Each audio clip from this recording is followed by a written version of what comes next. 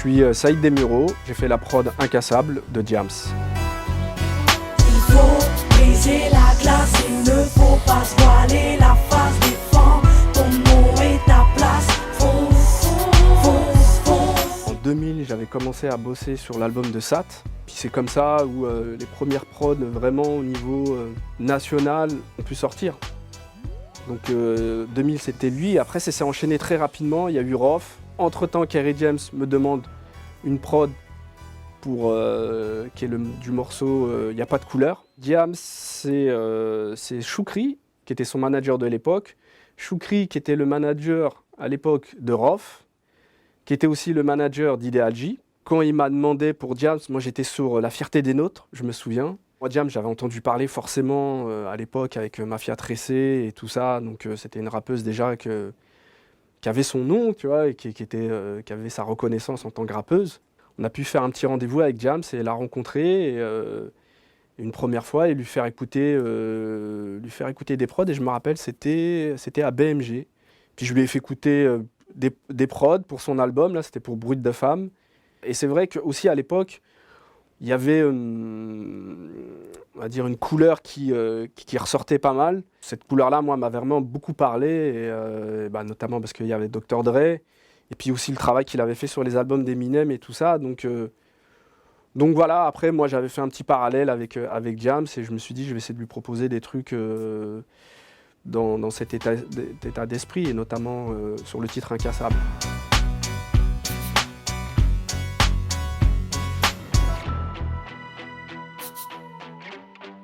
À l'époque, c'est vrai que j'aimais beaucoup les trucs un peu sombres, un peu froids, mais en même temps dynamiques. Un peu dur, je dirais, plutôt le froid, je dirais plutôt dur. Et puis moi, comme qui était un amateur de musique de film, j'aime beaucoup les musiques de film et j'en ai collectionné et j'en écoute pas mal encore. Si je me souviens bien, le point de départ, c'est des accords.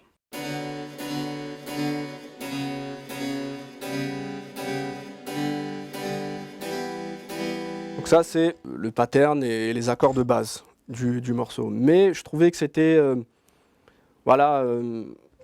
c'était intéressant, mais je trouvais que ça manquait un peu d'énergie en soi. Donc j'ai fait ce reversement d'accords, qui est cela.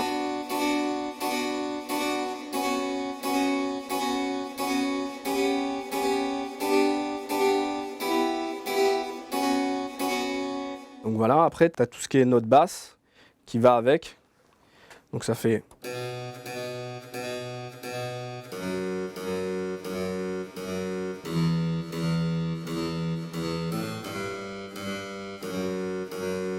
Voilà, bon là j'ai un petit clavier donc je peux pas faire les deux en même temps.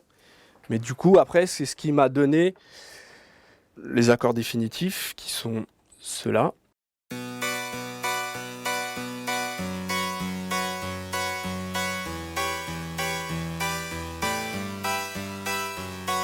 Il y a un espèce d'effet de pompe et c'est ce qui m'a amené après ensuite la rythmique. Donc j'avais démarré avec le kick.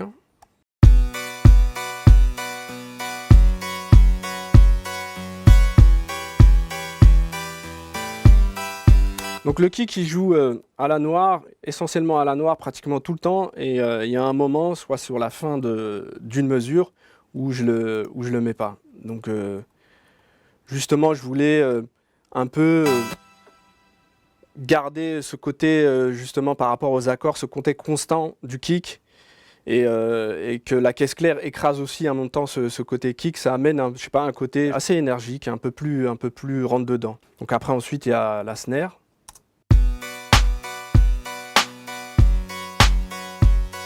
Là, elle joue sur le kick encore. Donc ensuite, après, il y a le charlet qui joue à la croche, donc qui justement accompagne les accords.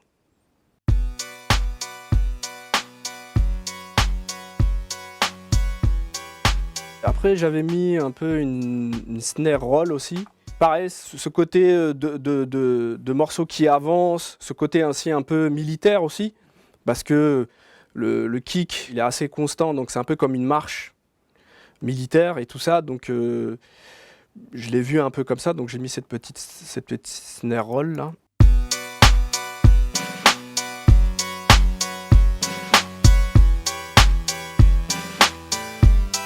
J'ai rajouté un tambourin à chaque fin de 2 mesures.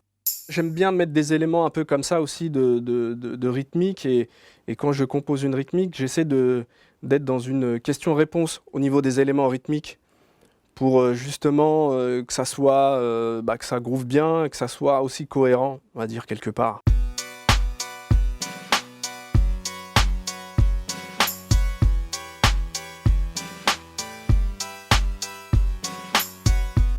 Il y a aussi un shaker, toujours avec les charlets, avec tous les autres éléments de drums que j'ai mis pour amener ce côté réponse rythmique qui, moi, je trouve, amène un plus justement dans le groove et dans le jeu.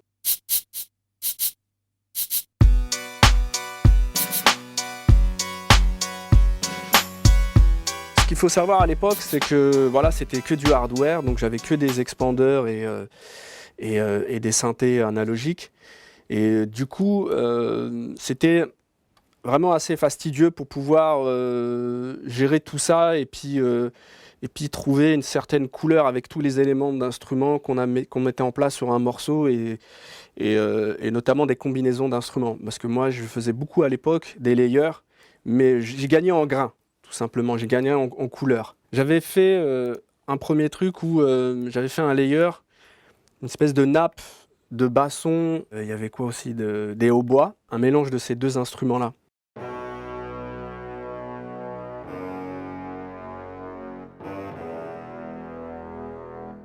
Donc après, bon, si on lâche les accords.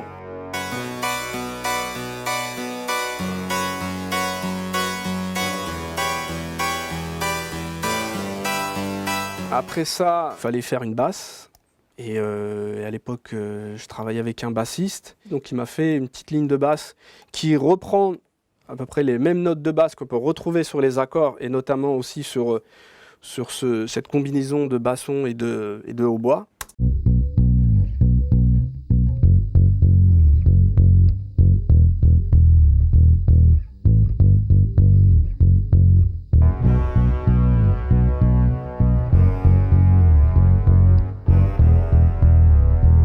Après, le bassiste, moi, je lui ai demandé aussi qu'il m'amène des petites articulations de jeu.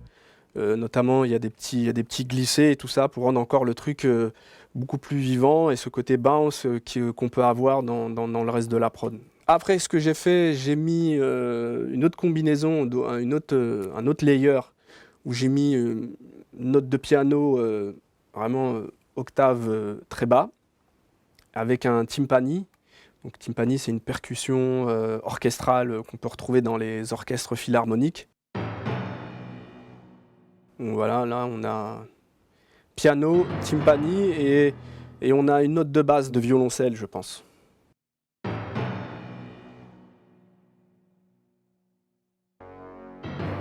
Donc là on a le basson, la basse.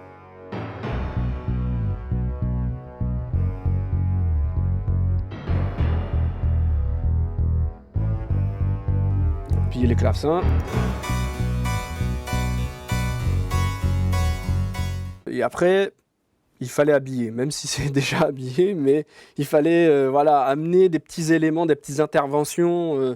Je cherchais quand même quelque chose qui était assez redondant, une mélodie qui restait. Ce morceau-là, il y a eu 2 versions. Il y a eu la version de l'album et la version qui est sortie en single. Donc la version qui est sur l'album n'est pas la même que celle qui est sortie en single, et notamment en clip et qui a tourné en radio. Donc dans la première version, j'avais mis une petite guitare qui était un peu cette mélodie qui revenait continuellement au sein du morceau. Une guitare, pas d'un vrai guitariste, mais qui était d'un instrument du triton.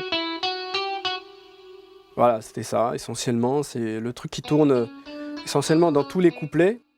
Pour la deuxième version, j'ai fait appel à un guitariste qui, lui, m'a joué avec une vraie guitare et avec son jeu à lui, ça.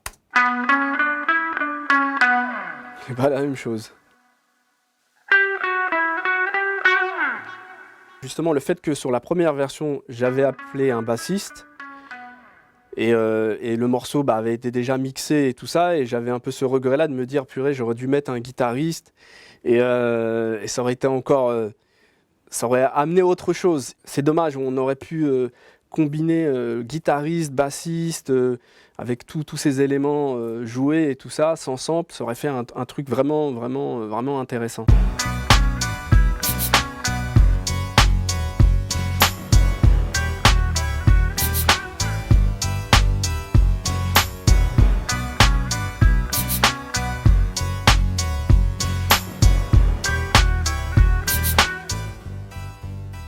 Donc après, j'ai rajouté un espèce de petit pad qui vient toujours, je crois, à la deuxième mesure, au début de la deuxième mesure.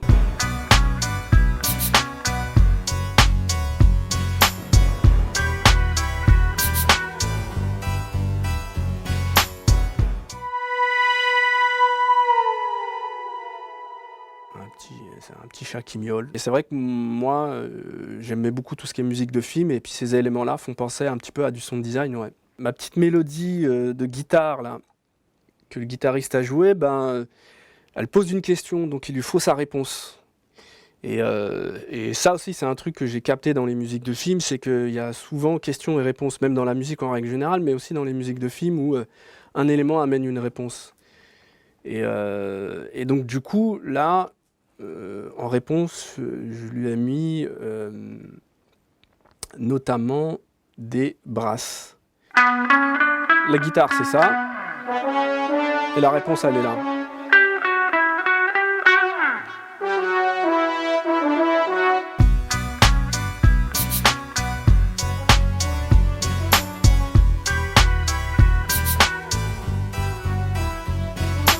Il y a un petit piano qui, justement, chaque début de mesure, plus ou moins, joue.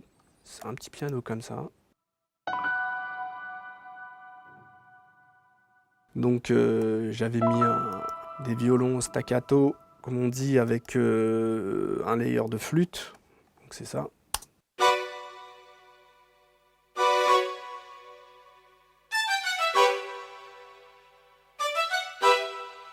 Dans le contexte de la musique.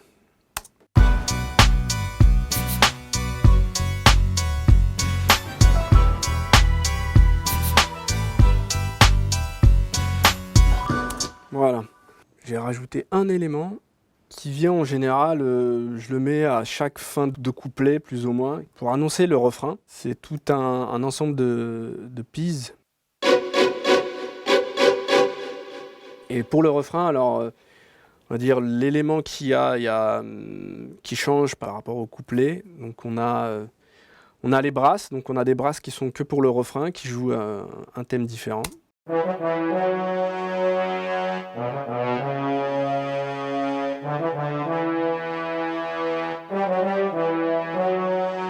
Ce même élément est accompagné avec la guitare, avec une guitare qui joue exactement la même chose.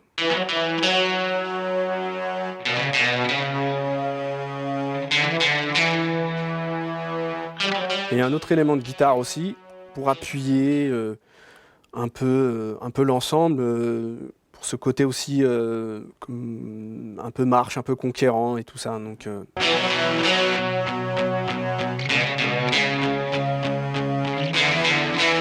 et aussi un orgue.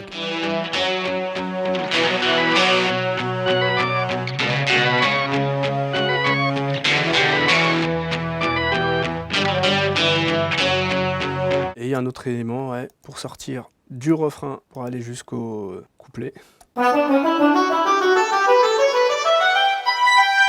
Alors ça, c'est un ensemble pareil, un layer de hautbois et de flûte.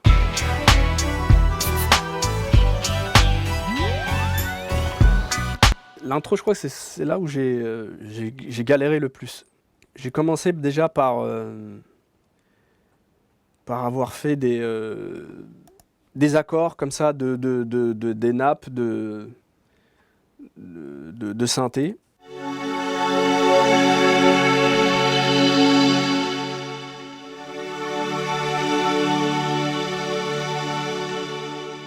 Je me souviens, je m'étais pris la tête, parce que quand t'as pas une formation de musicien à la base et que tu fais pratiquement tout à l'oreille, c'est pas évident, mais voilà.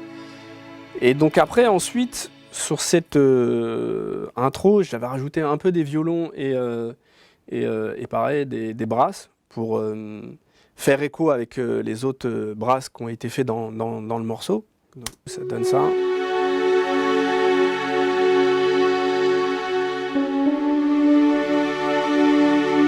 Et voilà une petite intro, justement, voilà, toujours dans cet esprit film.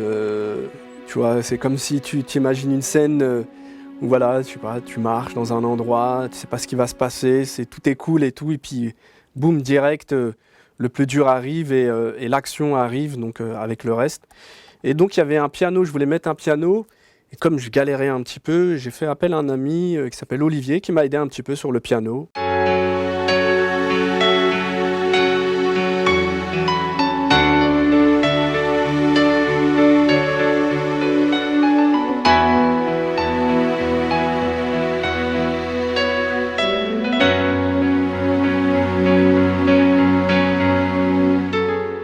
Là, on a tous les éléments de la prod et puis voilà, ça donne ça.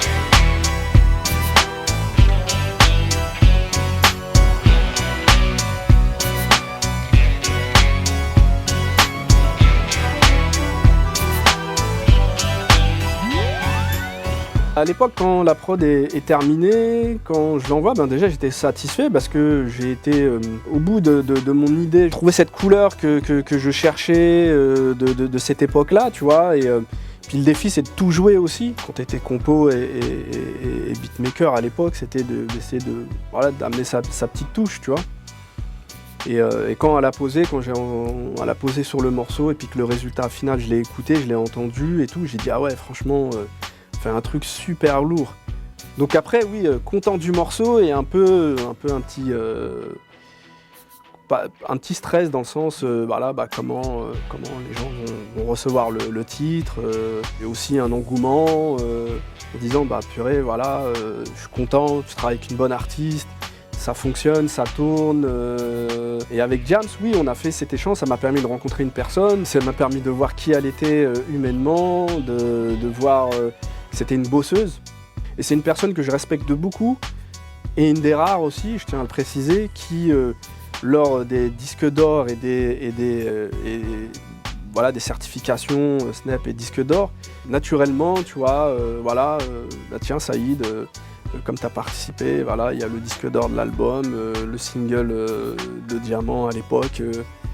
Et ça m'avait touché dans le sens où, c'est là où tu vois vraiment le fond de l'artiste et le respect qu'il y a entre compositeurs, beatmakers, musiciens, rappeurs, chanteuses, enfin tu vois, vraiment ce travail-là. Donc elle t'implique dans ce projet-là et c'est cool.